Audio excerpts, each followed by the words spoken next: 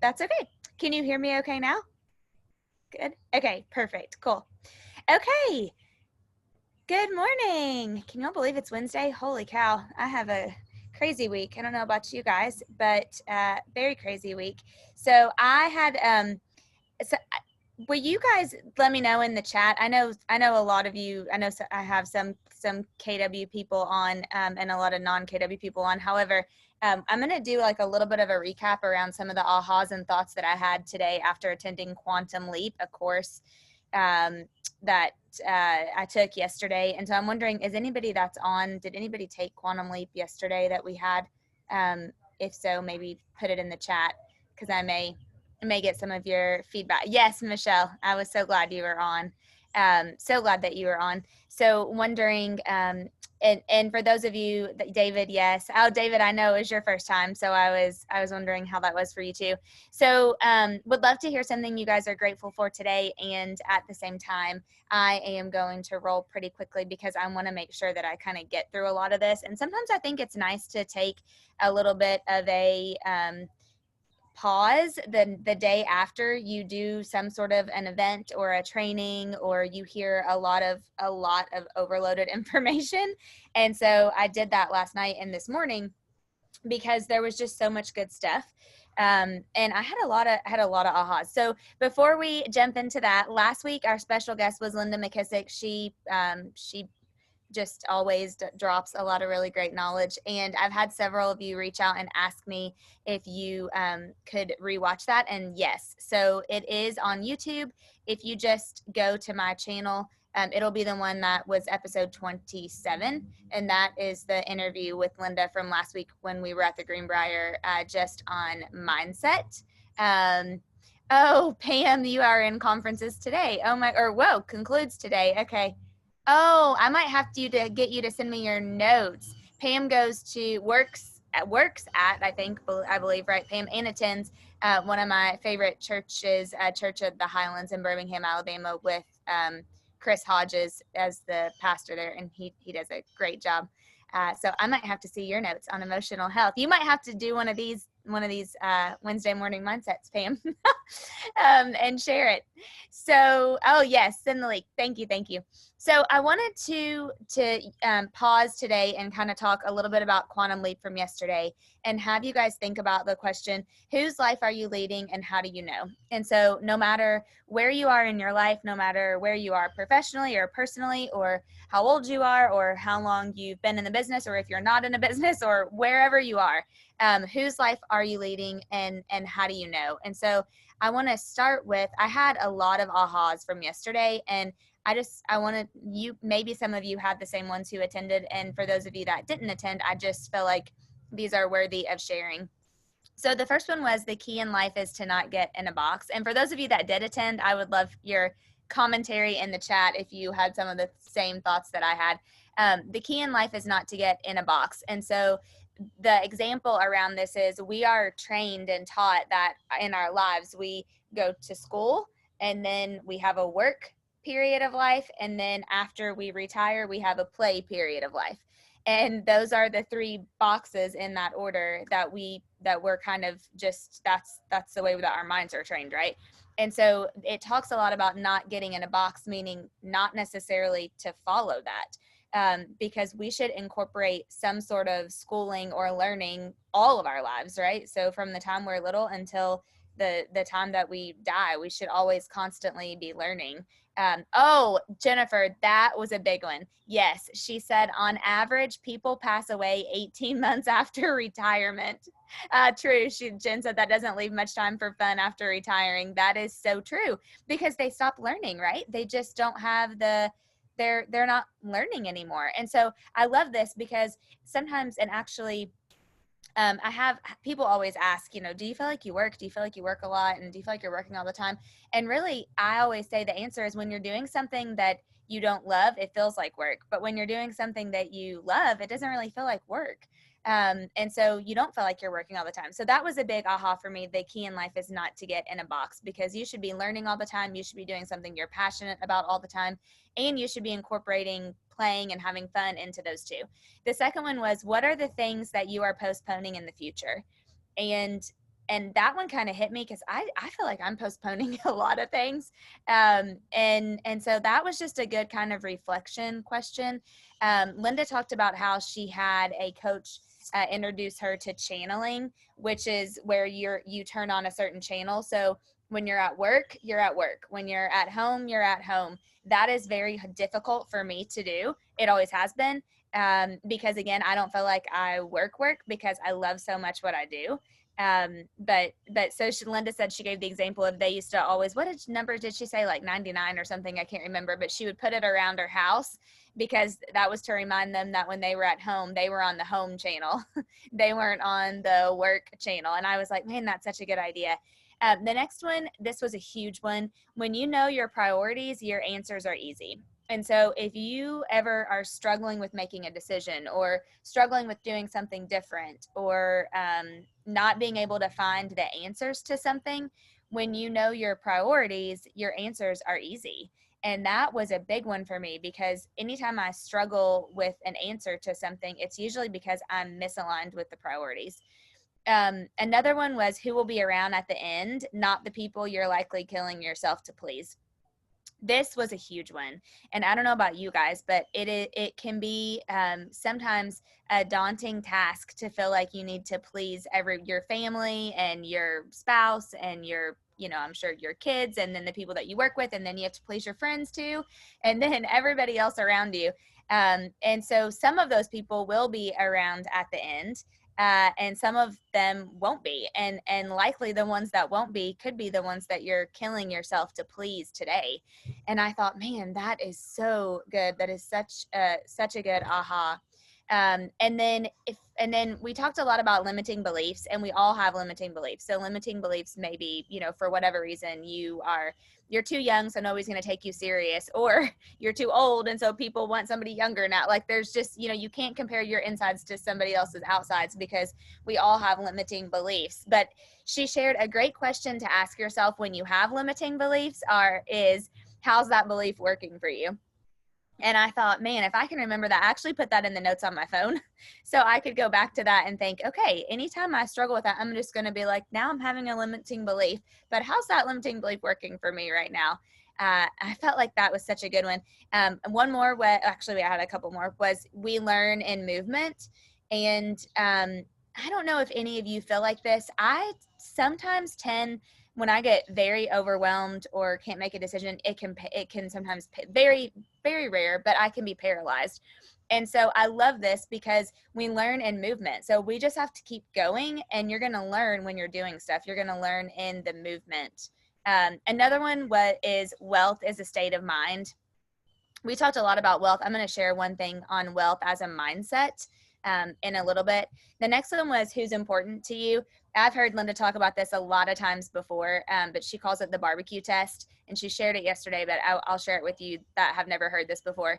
Anytime a lot of successful entrepreneurs or great leaders decide who they're going to be in business with or who they're going to be around, they do the barbecue test, which is if they wouldn't want to have you over for a barbecue and hang out, then you may not be the right person that they bring into their world. Because when you're surrounded by people, you have to be able to have fun with them, right? And not that it's always fun, because obviously you're going to work a lot too, but you have to get to the point where you feel like you want to be around those people.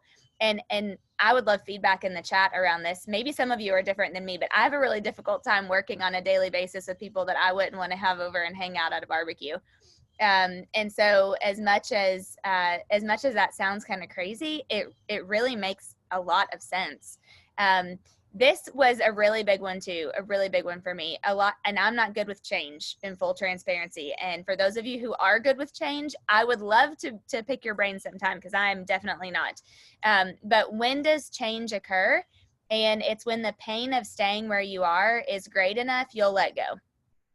And if any of you have ever been in a situation where you've needed to make a change, usually that is so true. When the pain is too difficult and you've just had enough of it, then you'll decide to make a change. And so I thought that was just a really great reminder. The next one was, who are your wealth determiners? And those would be the 5 people that continue. Oh yeah, David, I love, that's one of my favorite books. Actually, that's a great book for kids too, Who Moved My Cheese. It's like anybody can read that. Um, Actually, well, I have a funny story, but I'll share that later. So who are your wealth determiners? And these are the people who are territory takers in your world if you are in a business world. And who of them are actually going to go take territory? And yes, Michelle, oh, that was a great one. Wealth does not equal cash flow. We're going to talk about that. I had a huge aha around that. This one just made me laugh, so I had to put it in here because I definitely used to have this. And I know a lot of people that I talk to have this. Jimmy and Linda always talk about how they used to have the DMD, which is the disappearing money disease. Anytime money came in their hands, it just went right back out their hands. And I think that is so funny. And that is definitely something that you have to work on. Hopefully they aren't the only ones who had that. Yes, Stephanie, huge aha. And I actually only listed 2. So that's a big one. Although, Steph, I don't know, for you, I would say Emily and Philip or your team, but I don't know. We can talk about that later. But yeah, disappearing money disease. I thought that was so funny. And then the last one I put is life is about experiences and creating experiences with people that you choose to experience with. And then to take that a step further is being intentional with experiences, almost even intentional to the person. So like Linda shared an example of her daughter, or actually Press shared it, but her daughter really loved Ellen. And so as a gift, and Linda's really big on, I think she's great at this. She definitely is an amazing gift giver, but she really gives more experiences, which I think is so cool because you remember that stuff. But her daughter was a big fan of Ellen. And so instead of getting her, a purse for Christmas, she gave her a trip and they went and saw Ellen live. And so obviously that's something that they'll remember forever. And I think sometimes we forget about this. But life is about experiences. And it's so true. If you think back, for those of you whose love language is gifts, gifts can be great and an experience can be so much better. Because I think back, and that's true, I have no clue what I got as a gift 3 years ago for Christmas, but I'll never forget the trips or the experiences of things that we did together. And so just being more intentional with your family and with the people that are around you, if you lead a team with your team on this, I love that. I think that is such a good one, and being able to create those experiences. So this just really quickly, and we'll share this slide. I don't know if I'm allowed, but I just kind of screenshotted this straight from the material yesterday. But this is, let me get that up there. There we go.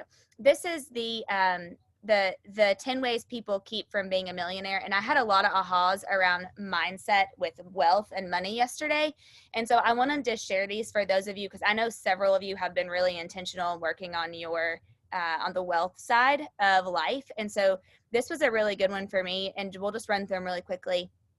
But when you're thinking about having a millionaire mindset, people, they need to visit their capital, which I thought that was funny, meaning maybe that they like to have multiple vacation houses, or they put it in different places, right? The lack of trust in paper wealth, that's definitely a good one. The lack of proper balance between paper wealth and cash flow. And I used to think that flipping houses was a great way of doing things. And Jimmy McKissick just coached me one time in a funny way. And he said, Dana, you do realize that every time you flip a house, you're just growing cash flow. You're not building wealth. And I'm like, oh, well, I guess that's true. And he's like, you need to hold on to some of them so that you can build wealth, because there's such a huge difference. The urge to be liquid is another way. The overuse or improper use of debt, that one kind of speaks for itself. This is a big one. The need or urge to live high on the hog before their cash flow can support them that way. The lack of seeing people as a real investment, that's a huge one, because when you start to think about wealth determiners and having those, that is a real investment. They don't have a written down wealth building plan that they trust. They spend more than they make, or they spend all that they make, and then they don't study money or the rules of investing. And so over the last couple of years, honestly, really since kind of being around Linda and Jim, I've gotten so much more serious about this. And I think that last one is so true, because I never studied money prior to probably 5 years ago. and it makes such a big difference.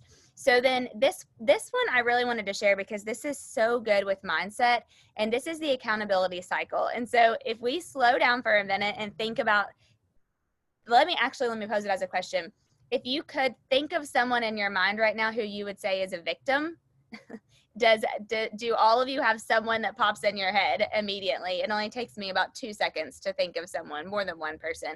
And so I just thought this is so great to share, because when life happens, right, reality shows up. Actually, yes, Dawn, that's a great point to go back to that. Dawn said spending is not bad as long as cost is return plus a profit. Yep. Gary Keller teaches us to say the 4-to-1 rule, right? For every dollar that you spend, you should get $4 back. I always think about that. But yeah, that's a great point. So the accountability cycle, when life happens and reality shows up. So let's say something happens and it's not great, for example. An accountable person would do these 5 steps. They would seek reality and say, what's happening? And then they would acknowledge it and say, okay, this is the way that it is. So you're getting clarity. And then they would own it, right? You're going to own it, which that's a part that I think a lot of victims struggle with, is the own it part.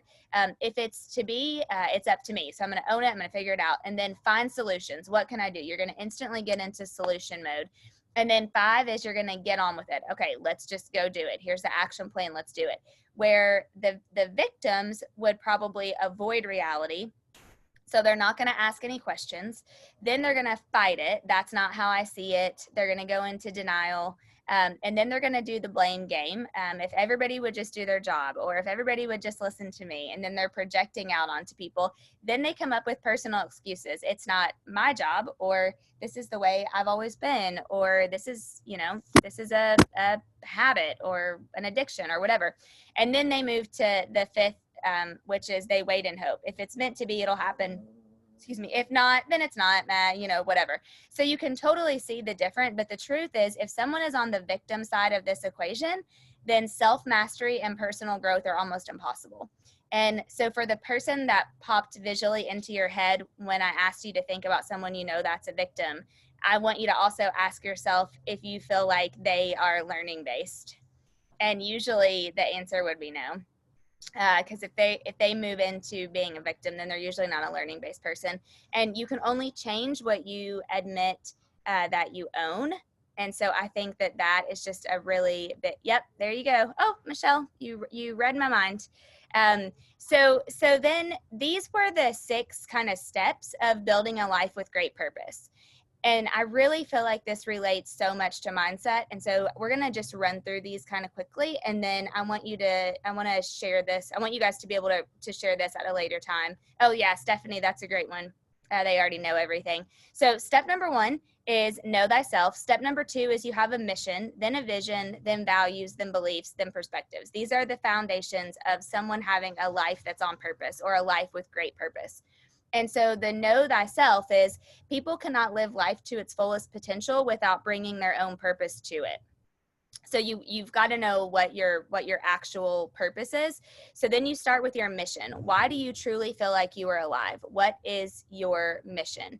And then your vision is what the world lives, your life will look like during and after your mission has been accomplished. So what does that actually look like? How does that show up? Your values are what's important to you. What do you value? My coach, Terry, has been having me do exercises, almost all year on really honing in on what my values are. And it helps so much when you're putting things into perspective. Beliefs, what you believe to be true, what rules will you follow, and then perspective, how you view yourself in your situation at any given moment. And so I have a sheet, but before that, I just want to kind of share this with you. So remember, your mission statement is your purpose in life. And one approach to doing this, and I've been taught this for years, and it's kind of weird, but is called the eulogy approach, which is working backwards in a sense. And so if you one day, because we're all going to die, so when you die, what people will say about you at your funeral is kind of working backwards. So thinking, what do you want them to say about you at your funeral? And then that can create your mission statement. And no matter where you are in your life, it's never too late. And actually, my daily devotion said that this morning. My Maxwell reader said that. It said, what did he say in there? The best day to plant, oh man, I'm going to butcher it, but does anybody know the best day to plant? I know several of you are reading this book. The best day to plant a tree or a big tree, I can't think of what it was 25 years ago. The second best day is today. Was that today? Yeah, that was today. Yeah. And I was like, man, that's so good, because you can start at any time, right? And then they say in here, they will say whatever you lived. So if you want them to say at your funeral that you were charitable, all you have to do is be charitable. If you want them to say that you used your talent for teaching, then all you have to do is use your talent for teaching. You want them to say that you were a great mentor, then you have to be a great mentor, whatever those things are. And that's kind of working backwards to develop your mission statement. So we're going to post this for those of you that didn't, that have never attended Quantum Leap. We're going to post this in the Facebook group. And this is just a blank little worksheet that you can kind of start to just journal out your thoughts and come up with what you want your personal mission statement to be. And then what your personal vision statement is. And then what are your values? What do you truly value? And then what are your beliefs? And I'll give you an example on the values. So Coach Terry has been working with me through, I really value like loyalty is a big value for me. Trust and honesty is a big value for me.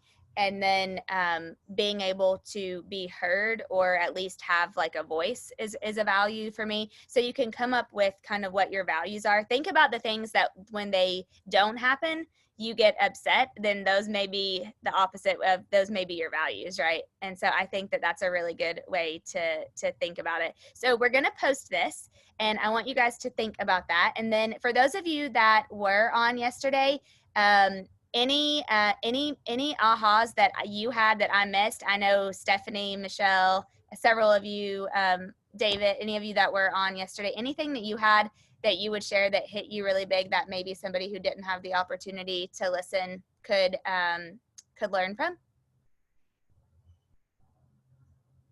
You can type it in the chat or unmute. Jen, you were on too. I'm trying to look through. Sorry, I can't see everybody.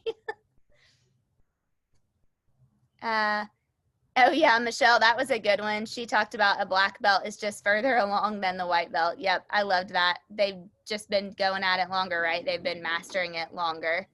Very true. Quantum Leap's always so painful for me because it brings up all the things that I need to work on.